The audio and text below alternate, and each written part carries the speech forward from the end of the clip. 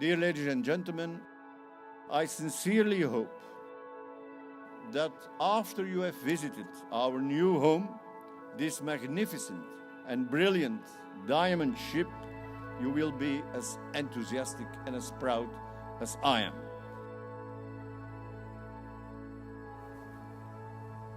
So the existing building is built as a fire station in 1911, but it's a copy of a 16th century Hanseatic house. We've done a lot of buildings before where we integrate with existing structures, and we like that because our language and repertoire is quite adaptive. So here it was a very bold juxtaposition, but what was great is that you have a courtyard in which one could land the structure without piercing the actual building. No, it's an incredible feat actually. I mean, our structural engineer it's a master stroke. So what we did is the new building is floating and hovering above, and it's actually completely independent structurally from the existing building. And the modules that were used to make the new building, the steel frame for the new building, there are 6 modules that arrived. They were pre-assembled on the other side of Belgium, that arrived by boat to site and then lifted with a gigantic crane in place. The idea here was in that open sky to have faceted structure and with reflectiveness with multicolor play, and there's a real nice play of light and shadow color all through the day depending on the light conditions, which keep changing out here.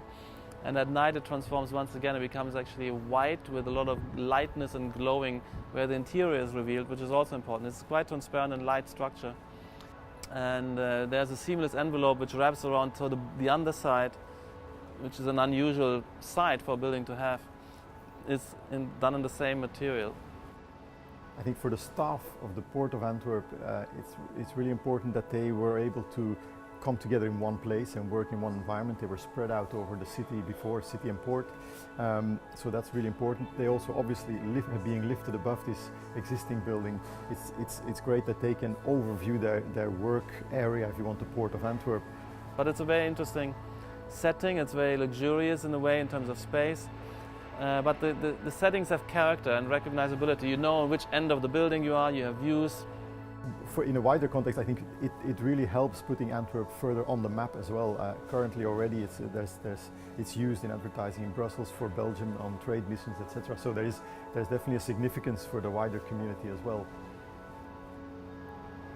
It's just attractive. It stimulates the desire to go up, to be there, and to hover above the harbour with the president of the Port Authority having his office right at the end, perfectly overlooking the harbour, and here on this end we can look back at the city.